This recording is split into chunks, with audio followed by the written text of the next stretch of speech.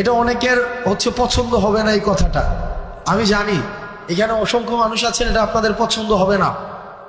অধিকাংশের কাছে হয়তো আমি এই কথার কারণে অপ্রিয় হতে পারি, কিন্তু কার কাছে অপ্রিয় হলাম, কার পছন্দ হলো না সেটা মুখ্য না। মুখ্য হচ্ছে আমার ইসলাম আমাকে কি বলে, আমার দ্বীন আমাকে কি শিক্ষা দেয়। সেটা যদি অপছন্দেরও হয় সেটাই আমাদেরকে বলতে হবে। আমি যেহেতু এই গ্রামে ছিলাম, এই গ্রামের সাথে আমার সম্পৃক্ততা রয়েছে। এই গ্রামে এক ধরনের অর্থনৈতিক বিনিময় প্রচলিত রয়েছে, যেটাকে আপনারা নাম দেন পত্তন। এটাকে আপনারা যে নামেই ডাকেন না কেন, এটা সরাসরি সুদ। আমার পরিবার সহ আশেপাশে অনেকে আছে এই ধরনের বিষয়ের সাথে সম্পৃক্ত ছিল, কিন্তু আমরা যখন বুঝেছি, আমরা যখন পড়াশোনা করে জেনেছি, আমরা যখন আলেমদের থেকে পরামর্শ নিয়েছি, বিশ্বাস করেন যেই দিন থেকে আমরা এই পথ থেকে ফিরে এসেছি, বরং সচ্ছলতা আরো বেশি প্রশস্ত হয়েছে। কসম করে বলছি, আপনারা জানেন আমার বাবার অর্থনৈতিক অবস্থা, আমার দাদাদের অর্থনৈতিক অবস্থা। যেই দিন থেকে এই জায়গা থেকে আমরা ফিরে এসেছি, আমাদের অর্থনৈতিক যে সচ্ছলতা, আমাদের নিয়ামত সৃষ্টিকর্তা আমাদেরকে যেভাবে দিচ্ছেন, আমরা প্রতিনিয়ত আল্লাহর কাছে অকৃত্রিম কৃতজ্ঞতা প্রকাশ করি। আপনাদের কাছে অনুরোধ থাকবে, এই যে আমরা দেখি টাকা থেকে টাকা বৃদ্ধি পায়, এটা অসংখ্য পরিবারকে নিঃস্ব করে দেয়। আমি নিজে দেখেছি, আমার বাড়ির মধ্যে এইসব বিষয় মেল হয়েছে, ছোটবেলায় আমি দেখেছি, বা আমি দেবিদ্বার থেকে আসতাম যখন দেখতাম। অনেকে আমাকে অপছন্দ করতে পারেন, আপনি আমাকে অপছন্দ করেন, সেটা আমার দেখার বিষয় না, কিন্তু এটাই সত্য। এখানে সবাইও যদি অপছন্দ করেন, এটাই সত্য। এবং সুদের বিরুদ্ধে আমাদের একটা সামাজিকভাবে এটাকে প্রতিরোধ করতে হবে। আমরা আল্লাহর আইন চাই, সুদ মুক্ত সমাজ চাই। আল্লাহর আইন চাই, সুদ মুক্ত সমাজ চাই। আল্লাহর আইন চাই। আপনাদের কাছে অনুরোধ থাকবে, আপনারা সুদকে বন্ধ করে দেন। আমরা চেষ্টা করব, আপনারা যদি আমাদেরকে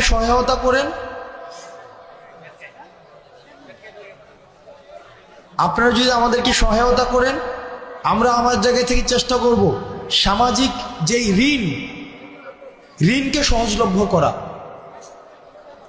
সামাজিক ঋণ প্রদানকে সহজলভ্য করা।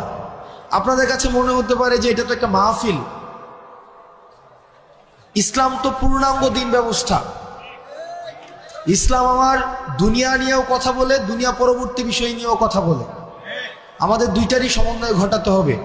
আমি আমার ক্ষুদ্র জ্ঞানে, আমি যেহেতু সামাজিক সমস্যাগুলো আমার কাছে মানুষ নিয়ে আসে, আমার যেহেতু দৃষ্টিগোচর হয়, সেজন্য আজকে আপনারা শপথ করেন, যার এই ধরনের টাকা বিনিয়োগ রয়েছে পত্তন নামে, সুদ নামে, সেটা আর খাবেন না। আমরা ঋণকে সহজ করে দেব। আমিও বুঝতেছি যে আপনারা অনেকক্ষণ ধরে অপেক্ষা করছেন, যে আপনাদের যার বক্তব্য শোনার জন্য আসছেন, রফিকুল ইসলাম মাদানী সাহেব, উনি এই যে আপনাদের পিছনের বিল্ডিংটায় আছেন, মানে এই যে আপনার পিছনের বিল্ডিংটা, একটা মানুষ 8 ঘন্টা জার্নি করে আসছেন, 8 ঘন্টা। তো ওনার কিছু জরুরত হইতে পারে, তো উনি আবার বক্তব্য দিবেন। উনি 3.5 ঘন্টা কথা বলেছেন, 3.5 ঘন্টা, যেটা আসলে আল্লাহ ওনাকে রহমত এবং বরকত দিন। এই যে মসজিদটা আমাদের, যেটা 4 বছর হয়েছে মসজিদটা, এই মসজিদে গত 2 দিন আগে আমাদের এই উপজেলার জন্য 5 কোটি টাকা বিশেষ বরাদ্দ দেওয়া হয়েছে। তো ইউনু মহোদয়ের সাথে কথা বলে, এবং দেবিদ্বার উন্নয়ন ফোরাম নামে আমাদের একটি সংগঠন রয়েছে, আমরা এই দুইটার সমন্বয়ে বাকি যেই কাজটা রয়েছে, এই বিষয়টা সুসম্পন্ন করার ক্ষেত্রে আমি আমার জায়গা থেকে সর্বোচ্চ সহযোগিতা করব। আলহামদুলিল্লাহ। বাকি যেই কাজটা রয়েছে, আমরা প্রত্যাশা করি খুব দ্রুততম সময়ের মধ্যে ইনশাআল্লাহ আমরা এই কাজটাকে শেষ করতে পারব। আর আপনারা এখানে যারা আছেন অধিকাংশ মানুষ হচ্ছেন আমাদের আশেপাশের গ্রামের, কেউ হচ্ছেন আমার বাবার বয়সের, কেউ আমার বাবার সাথে চলাফেরা করেছেন, আমাদের চাচাদের সাথে চলাফেরা করেছেন, কেউ আমার দাদার বয়সের, আসছি আজকে অনেকে আমার দাদার কথা বলছিলেন। এই গ্রামের সবাই আত্মীয়, কোনো না কোনোভাবে সবাই আত্মীয়। রফিকুল ইসলাম মাদানী সাহেব উনি আসছেন।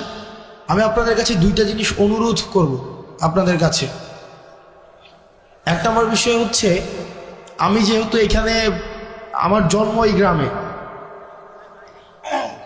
আমি এই গ্রামে মাঝে মাঝে, যদিও আমি দেবিদ্বারে বড় হয়েছি, ক্লাস 2তে আমি বাসায় দেবিদ্বারে চলে যাই, কিন্তু দুঃখজনক বিষয় একটা এই গ্রাম সম্পর্কে বা আশেপাশের গ্রাম সম্পর্কে, সেটা হচ্ছে যে আমরা পড়াশোনার ক্ষেত্রে আমরা এই গ্রামের মানুষ বা আশেপাশের কয়েকটা মানুষ অনেক বেশি পিছিয়ে আছি, অনেক বেশি। সেটা হতে পারে কয়েকটা কারণে। এক নম্বর কারণ হচ্ছে যে এই এলাকা থেকে বিদেশে যাওয়ার সহজলভ্যতাটা অনেক বেশি। এটা ইতিবাচক যে মানুষ কর্মসংস্থানের জন্য মধ্যপ্রাচ্যে যাচ্ছে, আমার বাবা গিয়েছেন, এবং এখানে যারা আছেন আমাদের এই যে আমরা অর্থনৈতিকভাবে তুলনামূলকভাবে অন্যান্য এলাকা থেকে আমরা স্বাবলম্বী, এটা ঠিক, কিন্তু শিক্ষার ক্ষেত্রে আমরা অনেক বেশি পিছিয়ে আছি। আমি কিছুদিন আগে শুনেছি যে আমার যে স্কুলটা রয়েছে হাই স্কুল, সেখানে পাশের হার এটা অপ্রত্যাশিতভাবে কম। সারা বাংলাদেশে যেখানে এখন শিক্ষাক্ষেত্রে মান অনেক উঁচু, সেখানে পাশের হার অনেক বেশি কম। আমাদের গোপালনগরে আরেকটা মাদ্রাসা আছে, সেখানেও অপ্রত্যাশিতভাবে পড়াশোনার মান খুব বেশি উন্নত নয়। তো আমাদেরকে দিনী শিক্ষা এবং প্রচলিত যে শিক্ষা ব্যবস্থা রয়েছে, এই দুইটার মধ্য দিয়ে আমাদের নিজেদেরকে নাগরিক হিসাবে তুলে ধরতে হবে।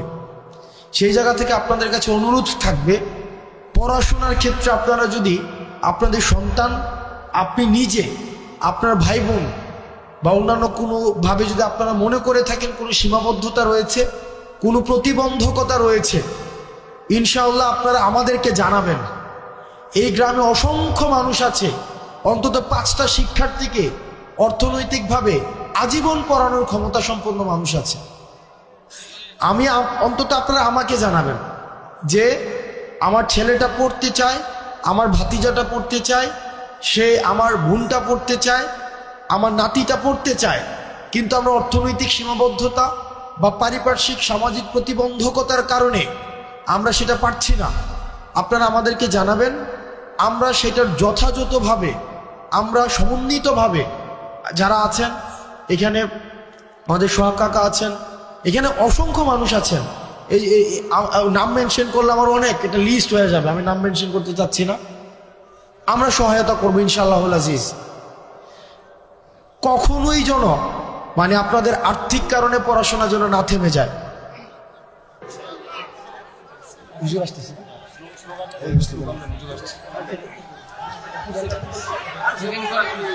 হুজুর আসতেছে, আপনারা